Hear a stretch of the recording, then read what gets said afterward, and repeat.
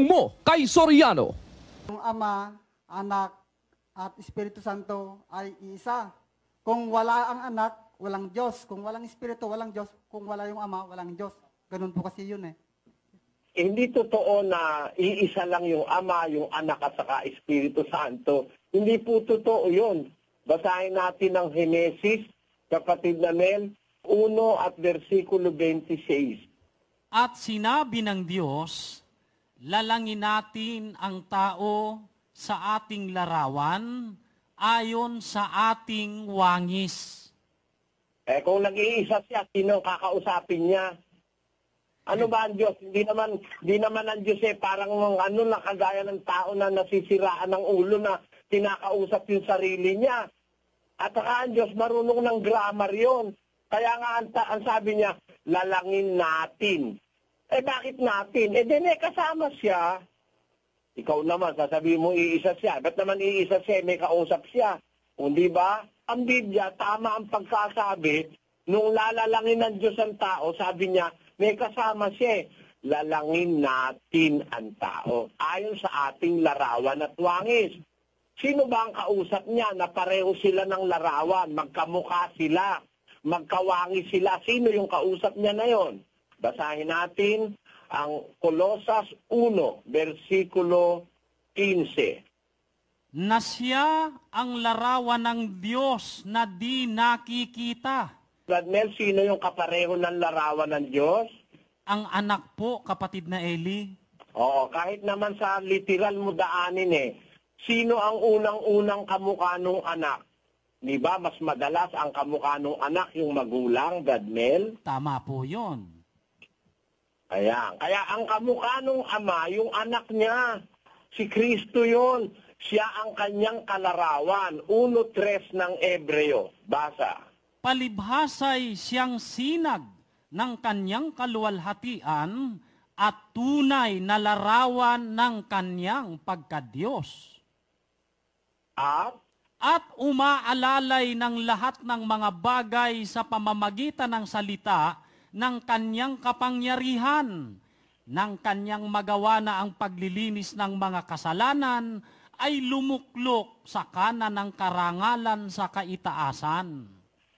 Ayan, yung palang lumuklok sa kanan ng Diyos, yung lumuklok sa kanan ng karangalan sa kaitaasan, siya ang sinag ng kaluwalhatian ng Diyos at tunay na larawan ng kanyang pagka-Diyos, kamukha ng Diyos, yung nakaluklok sa kanyang kanan. Sino ba yung nakaluklok sa kanan niya na kamukha ng Diyos? Sa Kolosas 3, versikulo 2. Ilagak ninyo ang inyong pag-iisip sa mga bagay na nangasa itaas, huwag sa mga bagay na nangasa ibabaw ng lupa. Kung kayo nga'y muling binuhay na kalakip ni Kristo, ay hanapin ninyo ang mga bagay na nangasa itaas, na kinaroroonan ni Kristo na nakaupo sa kanan ng Diyos. Sino yung nakaupo sa kanan ng Diyos, Gadmel? Di ba si Kristo? Opo, maliwanag po. Di ba si Kristo yung nakaupo sa kanan ng Diyos, ang tunay na larawan ng kanyang pagka-Diyos? Tama? Tama po, kapatid na Eli. So, ang kamukha ng Diyos at kawangis ng Diyos yung kanyang anak. Tama? Tama po yan. O sino ang kausap ng Diyos nung sabihin niya, lalangin natin ang tao ayon sa ating larawan at ayon sa ating wangis? Hindi ba yung kanyang kamukha?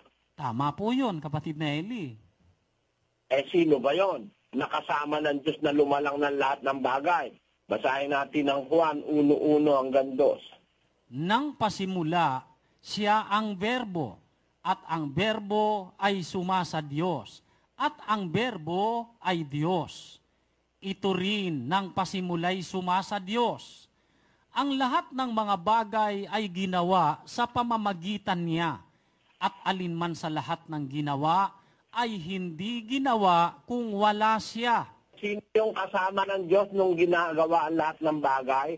Sino kasama ng Diyos, Gadmel? Ang tawag po ni San Juan, verbo po, kapatid na Eli. Ilagay mo nga uli yung Juan 1:1 sa screen. Sabi ng Biblia, nang pasimula ang berbo ay suma sa Diyos. Ano ba naiintindihan mo dun sa salitang sumasa Diyos? Yung verbo ba mismo, yung kanyang sinasakanyahan, Daniel? Hindi po, kapatid na Eli. May magkaiba po silang kalagayan, kapatid na Eli. Oo, tama. Sabi kasi sa English, in the beginning was the Word, and the Word was with God. Nakasama ng Diyos yung Word, yung verbo. At yung verbo, Diyos din yun, sabi ni San Juan. Sa Ilocano, ang sabi doon, idi punganay ada ti verbo. Ket ti verbo ada iti Diyos. Ket ti verbo isu Diyos. Dos. Isu metlaing adat idi punganay iti Diyos. Dagiti isu amin na paadada gapuken kuana. Ket no isu awan tinapaada kadagiti ada. Okay, tamo na. Kung wala siya, kasama na siya ng Diyos eh. Kaya nga gumawa ang Diyos ng lahat ng bagay, kasama siya. O ngayon, sino ba yung verbo na kasama ng Diyos sa 14, Brad Mel? At nagkatawang tao ang verbo at tumahan sa gitna natin. At nakita namin ang kanyang kaluwalhatian gaya ng sabugtong ng Ama, na puspos ng biyaya at katotohanan. Yan pala yung bugtong ng Ama, siya pala yung ipinanganak ng Ama, yung verbo. Si Kristo yan. Yung Ama at saka si Kristo, mag-ama ang tawag ng Biblia. Iba yung Ama, iba yung anak. Ano ang sabi ng ating Panginoon Kristo tungkol sa Ama, kapatid na Mel? Pakibasa mo nga yung 14:28 ng Juan. Narinig ninyo kung paanong sinabi ko sa inyo, papanaw ako at paririto ako sa inyo. Kung ako'y inyong iniibig, kayo'y mga gagalak dahil sa ako'y pasa sa Ama, sapagkat ang Ama ay lalong dakila kaysa akin. Oh, the Father is greater than me. My Father is greater than I. Sa Ilocano, tani Ama, dakdakel ngem siyak. Tamo? Ni Ama, dakdakel ngem siyak. My Father is greater than me. O di hindi siya yung Ama, sasabihin mo, siya rin yung Ama, siya rin yung Espiritu Santo.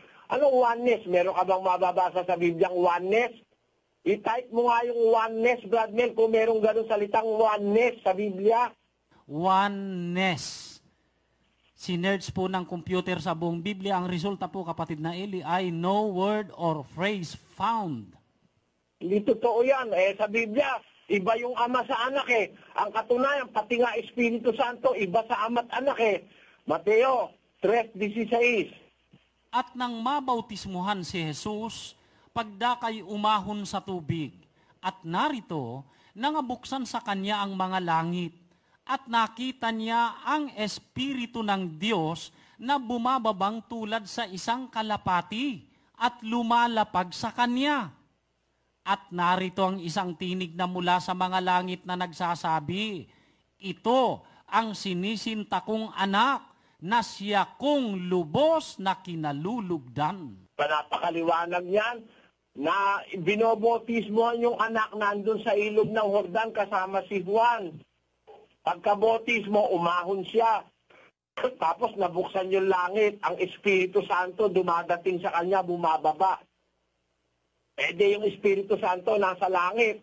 Yung anak nandun sa ilog ng Jordan. Pareho ba yon? Nandun sa ilog ng Jordan yung anak. Yung Espiritu Santo bumababa sa langit. Magkaiba sila. O tapos, may nagsalita sa langit, ito ang aking anak. Nasa langit naman yung Ama. Si Kristo nasa ilog ng Jordan. O yung Espiritu Santo nasa pagitan nilang dalawa. Magkakaiba yan, kapatid. Biblia ang sasagot. Itanong